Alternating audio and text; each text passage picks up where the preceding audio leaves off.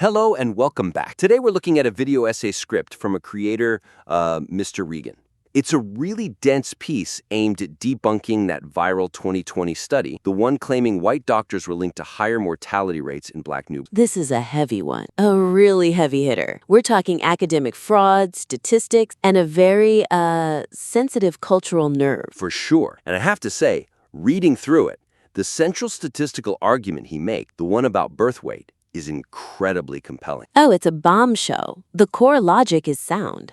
It is, but, and this is the big but, while the data is so strong, the rhetoric around it, it creates a lot of friction. Okay. The way he packages this truth might actually stop the data from landing with the people who most need to hear it. The whole preaching to the choir problem? Exactly. So let's just, dive right into that. The first major area is what I'd call tonal discipline. Okay. The script opens with this really high-octane, emotional delivery. We're getting phrases like, something that's going to piss you off, massive lie, and leftist narrative right out of the gate. Well, can I push back on that for a second? Please. It's for YouTube, right? I mean, in that whole landscape, don't you almost need that kind of hook? If he starts with, let's examine the p-values, he'll lose everyone in 10 seconds. Doesn't the outrage have a purpose? That is a fair point. Engagement is currency, I get it. But there's a difference between a hook that intrigues and one that, alienates. The issue isn't the energy, it's the signaling. What do you mean by signaling? When you use loaded language like leftist narrative in the first minute, you're signaling to any neutral or even skeptical listener that this is a partisan attack. Not a scientific correction. Precisely. So by the time he gets to the actual slam dunk data, the NICU weights and all that, The very people who believed the original study have already clicked off. They've tuned out. they've categorized him, they think, oh, he's biased, so they don't even hear the evidence. So the suggestion here is to try adopting a tone of investigative neutrality. Trust the data to do the work. Exactly. Trust your own data. The failure to control for birth weight is, it's just devastating. It completely destroys the study's conclusion. If you just present that calmly, the audience will get outraged on your behalf. You don't have to tell them how to feel. That's a really subtle but important shift. It's the difference between look at these liars and look at this data. And the second one is always more damning. It feels objective. Right. So let's look at a concrete example. He says, this lie gets even more sinister. This was intentional fraud. That's a heavy accusation. It implies malice, a conspiracy. And that's really hard to prove. A stronger, almost more deadly way to put it would be something like, the omission of the low birth weight variable is statistically inexplicable for a study of this magnitude. Oh, I like that. Statistically inexplicable. It's polite, but it's actually just accusing them of, gross incompetence or worse. It makes the narrator sound like the adult. It elevates his authority. Mm-hmm. Okay, here's another. He talks about the Freedom of Information Act find. The data showing white babies treated by black doctors had 80 more deaths per 100,000 births. Which is a shocking number. It is, but he immediately frames it as a tool to destroy anti-white propaganda. And there's that signaling again. Yes, it turns a data point into a weapon. So instead of destroying propaganda, just focus on the suppression of data. Frame it as, this is a critical data point that was suppressed by the researchers. The researchers held back data showing a higher fatality rate for white babies with black doctors. Yeah, that speaks for itself. It proves the bias without you needing to shout the word bias. You let the listener connect the dots. And when they do it themselves, they're much more convinced. 100%. And this actually leads us right into the second segment, which is about maintaining that scientific standard. Okay. Because he spends the whole first half demanding rigorous data. But then we get to the part about the resume study, the Bertrand and Melanchthon. The Lakeisha versus Emily study. Yeah. His critique is that it didn't control for class. A totally valid critique. But look at how he builds his rebuttal. He says, and I'm quoting, I can guarantee that if they had done this, used names like Cletus or Rusty, they would have found that those resumes would also get about 6.5% callbacks.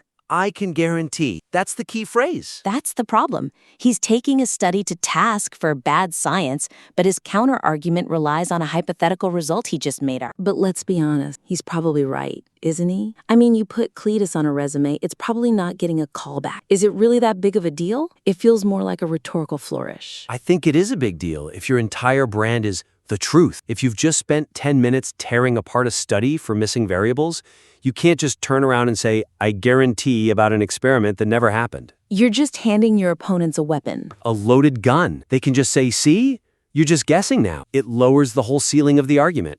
You go from data analyst to just guy with an opinion. So how do you fix that? Because the point about class bias is important. You stick to the methodology. You acknowledge the missing data without manufacturing a result. So instead of predicting the number, you just point out the flaw. Right. So you change, I guarantee it would be far fewer, to something more like, without testing socioeconomic markers like Cletus or Rusty, the study creates a blind spot. It simply cannot distinguish between racial bias and class bias. That's bulletproof. You're not guessing a result, you're identifying a flaw in the method. No one can argue with that. Exactly. And there was another line in there, too, about the names themselves. He calls LaQuisha and Darnell, quote, essentially low-class ghetto names. Yeah, that needs to go. It felt a little personal. It's a subjective judgment that just distracts from the point. It sounds like he's mocking the names, not analyzing the signals. Right. A much better way is to use more academic language. Just argue that the study failed to isolate socioeconomic signaling from racial signaling. Socioeconomic signaling. Yeah, that sounds so much smarter. It forces the listener to think about the mechanism, not just react to charged language. And this issue of rigor bleeds right into his next point on policing. This is the third area we need to look at. This disparity in the quality of his evidence. I noticed that shift. The first half is all numbers, grams, p-values, mortality rates.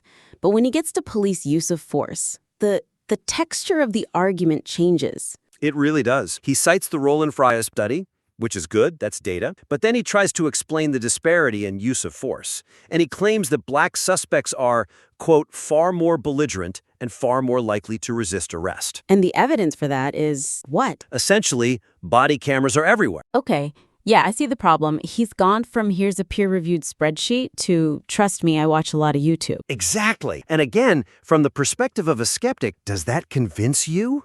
No, not at all. Because it just becomes a battle of anecdotes. For every video he can find, I can find another one showing the opposite. Anecdotes aren't data. Right. If your whole point is to debunk systemic racism claims with hard data, then relying on, vibes about who seems more belligerent, it just dilutes the credibility he built up. The listener can feel that drop in rigor. For sure. But, okay, what if the data doesn't exist? What if there isn't a good study on belligerence level? Does he just have to drop the point entirely? Good question. I don't think so. He just has to frame it correctly. He needs to apply the same standard he applied to the NICU study. Frame it as a missing variable. Yes. So instead of stating black suspects are more belligerent as a fact, he should say something like, the policing studies often fail to control for suspect resistance levels, just as the medical study failed to control for birth weight. Perfect. That keeps him in the position of the rational skeptic. He's pointing out a gap in the literature, not making a sweeping generalization. It's safer, stronger, and much more consistent. It's all about maintaining that contract of trust with the audience, isn't it? That's a great way to put it. Now, let's zoom out a little. We've talked about the specific arguments, but there's a structural issue in the back half of the script. Okay. This brings us to our fourth point, narrative focus and the indoctrination argument. This is where he starts listing everyone who's in on it. The AMA, Duke, Wake Forest. It's a laundry. And the problem is, it creates this kind of scattershot effect. It feels like he's just airing every grievance he has with the modern medical establishment. I see why he's doing it, though.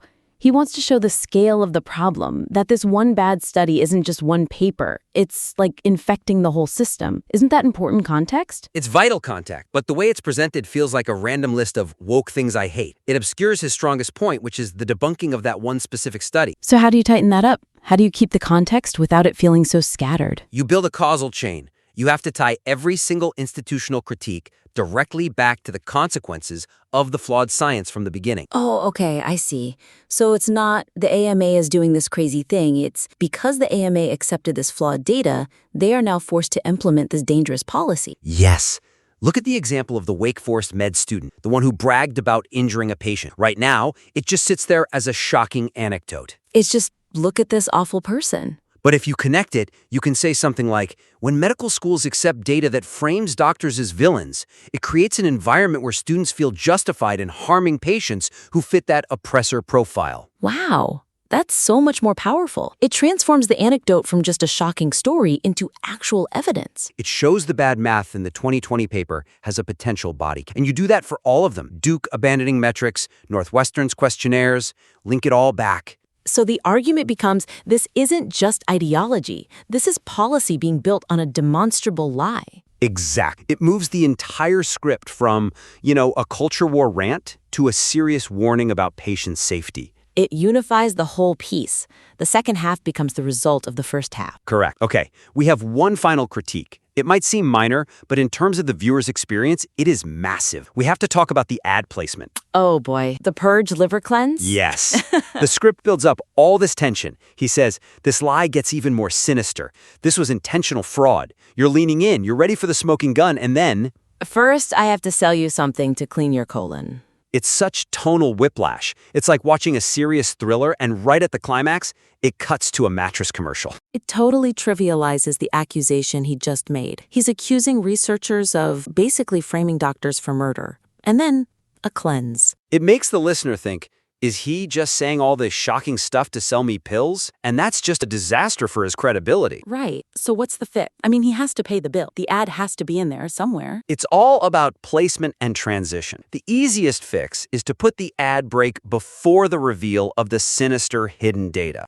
So wrap up the first big point, the birth weight error, then take the break. Yes. Say something like, we've seen the error, but when we come back, I'll show you why this wasn't just a mistake, it was something far worse. Then you cut to the ad. That's smart. It uses a cliffhanger to keep the audience through the ad, but it doesn't interrupt the actual climax of the argument. Exactly. Interrupting the phrase intentional fraud with a sales pitch is it's a self-inflicted wound. You have to respect the gravity of your own work. If you treat your argument like it matters, the audience will too. So we've covered a lot of ground. I mean, this script has real potential. The author has clearly done the hard work. The digging, the FOII requests, understanding the stats, that's the hard part. Absolutely. The bones of this essay are incredibly strong. Everything we've talked about today is just about polishing the surface so people can actually see that strong structure underneath. So to recap the big actionable points. First, tonal discipline. Remove the angry adjectives and let the data create the outrage. Investigative neutrality is just more persuasive. Second, no guarantees on hypotheticals. Don't make up a result for the CLETA study.